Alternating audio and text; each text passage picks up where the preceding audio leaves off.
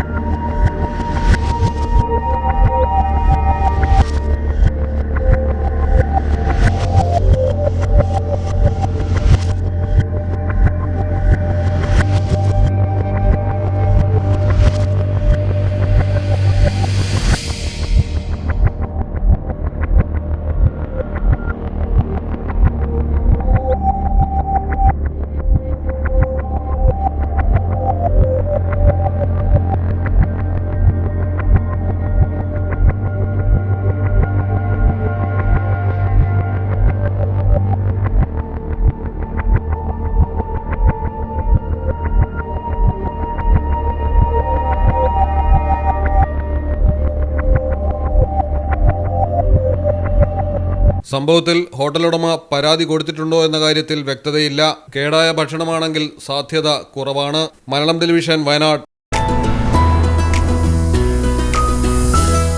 MX wedding centre. Bride night. ഗ്ലാമറും ഗ്രേസും ഒരുമിക്കുന്ന സാരികൾ, ട്രെൻഡി ലെഹങ്കകൾ, എലിഗന്റ് ഗൗണുകൾ.